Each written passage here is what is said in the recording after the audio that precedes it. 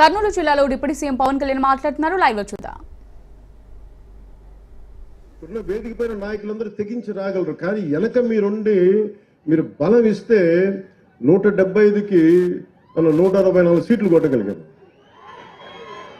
21 parliament సీట్లు అంటే ఇది సామాన్యమైన విజయంగా దేశం తలతిప్పి చూసిన విజయం అది. అలాంటి విజయానికి మీలాంటి యువత కానీ మీలాంటి కమిటెడ్ వ్యక్తులు లేకపోయినంటే ఈ పాటికి ఇది సాధ్యమయ్యే పని కాదు.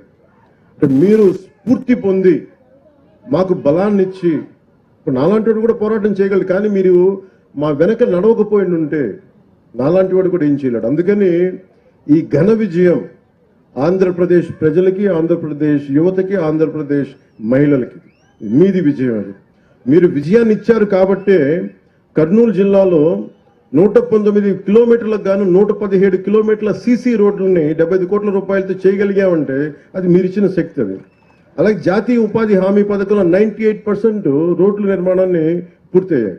దీనికి మనస్ఫూర్తిగా కలెక్టర్ రంజిత్ పాషా గారిని మనస్ఫూర్తిగా వారికి నా అభినందనలు తెలియజేస్తాను. మిమ్మల్ని స్ఫూర్తిగా తీసుకొని అందరూ పనిచేయాలి అనేది నేను నా విజ్ఞాపన అందరికీ. ఇవన్నీ కూడా మన పల్లిపొండ కార్యక్రమంలో గ్రామ పంచాయతీలు మీరు చూడండి, ఫస్ట్ టైం గ్రామ పంచాయతీలకు ఇప్పుడు దాకా 100-300 లెస్ దెన్ చాలా తక్కువ డబ్బులు ఇచ్చేవాడు.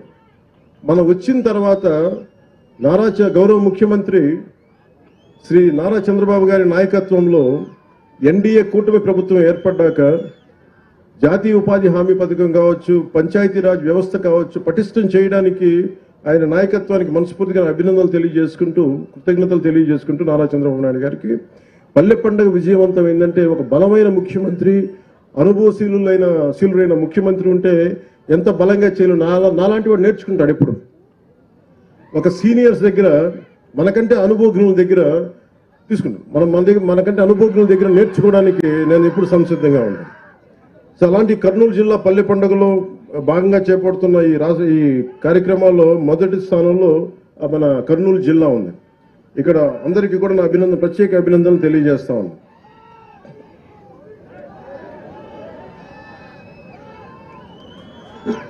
మీరు మారరే, నేను పల్లె పండగ, పంచాయతీరాజ్, సీసీ రోడ్లు, దేశం బాగుండాలంటే మీరు ఓజీ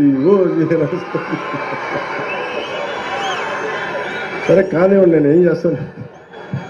మీ శక్తి ముందు శబరి గారికి కూడా చెప్తున్నా, బైరెడ్డి శబరి గారికి కూడా నాకు కూడా వీళ్ళ శక్తి ముందు నా శక్తి కూడా సరిపోదమ్మా. వీళ్ళు గొడవ పెట్టుకున్నా నేను కూడా ఆగలేను. అందుకని వీళ్ళకి నమస్కారాలు తెలియజేయడం తప్ప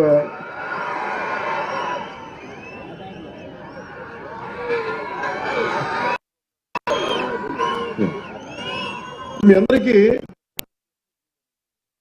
ఒక జాతీయ ఉపాధి హామీ పథకం 30 సెంట్లు నేల. ఇది ఇప్పుడు మనం ఉన్న ఏరియా. దీంట్లో దాదాపు 6 సెంట్లు చెరువు అయితే 2 సెంట్లు గట్టు ఉంటుంది. సో దీనికి మొన్న గౌరవ శాసనసభ్యులు చాలాసార్లు మీకు ఎవరైనా సరే గత ప్రభుత్వంలో జాతీయ ఉపాధి హామీ పథకం ఎంత గొప్పది అనేది ఎవరు మీకు తెలియజేయలేదు, ఎవరు లబ్ధి పొందుతారో తెలియదు. ఈ రోజు నేను మీకు పరిచయం చేయదలుచుకున్నా. ఎవరైతే ఈ రైతు ఎవరో రాజన్న గారు ఉన్నారు వారిని, అలాగే ఈ ఎవరైతే మనకి ఈ ఉపాధి హామీ ఈ పథకం కూలీ పథకం కింద ఎవరైతే వస్తున్నారో వాళ్ళని వేదిక పైన మీకు పరిచయం చేయదలుచుకున్నాను. ఎందుకంటే వాళ్ళ కోసం చేస్తున్నాం. ఇదేదో మేము అబ్స్ట్రాక్ట్ గా ఒక అర్థం కాని ఒక అగమ్య గోచరమైనది కాకుండా మీకు నిజమైన మనుషులు, ఎంత గొప్పది కార్యక్రమం, వాళ్ళు ఎంతమంది లబ్ధి పొందుతారు. రజని గారు మీరు అక్కడ ఉన్నారు, అందరు నమ్మని చెప్పండి.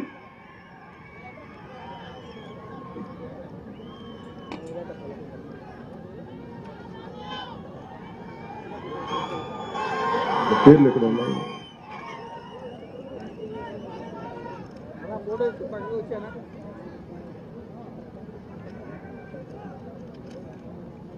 వేదిక పైకంటే వీరు సుర రాజన్న గారు. ఈ భూ విస్తీర్ణం ఎకరం 30 సెంట్లు, పుడిచెట్ల గ్రామానికి సంబంధించి. అలాగే జాతీయ ఉపాధి హామీ పథకం వేతనదారులు శివశంకర్ గారు, లక్ష్మి గారు, రేణుక గారు, విజయుడు, చిన్నమ్మ, రేణుకమ్మ, నాగలక్ష్మమ్మ, అబ్దుల్ రహీం, లక్ష్మీ మేరీ, సుర శివశంకర్ వారి అబ్బాయి. అంటే వీరందరిని ఎందుకు మీకు పరిచయం చేస్తున్నానంటే, ఈ జాతీయ ఉపాధి హామీ పథకం ఉపాధి లేక నలిగిపోతుంటే మాకు ఉపాధి కావాలి అంటే జాతీయ ఉపాధి హామీ పథకం పనిచేస్తుంది.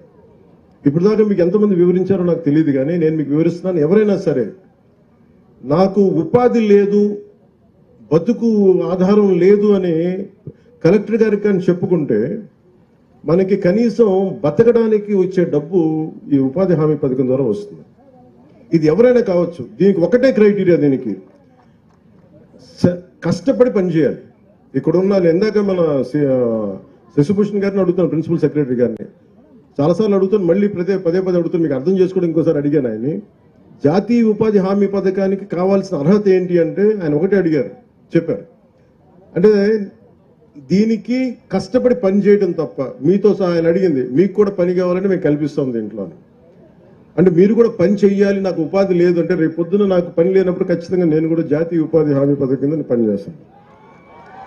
అంటే నాకు శ్రమశక్తి మీద, అంటే బండరాళ్ళు కొట్టకపోతే మనుషులు శ్రమ వాళ్ళ కండలు కరిగించి శ్రమ చేయకపోతే ఈరోజు సీసీ రోడ్లు కావచ్చు, లేదంటే గొప్ప నిర్మాణాలు కావచ్చు, తాజ్మహల్ నిర్మాణానికి రాళ్ళెత్తిన కూలీలు ఎవరైనా శ్రీశ్రీ గారు చెప్పినట్టుగా మన ఫామ్ పాండ్స్ కానీ జాతీయ ఉపాధి హామీ పథకానికి కావచ్చు, మనకి రోడ్లు కావచ్చు, ఈరోజు 100కి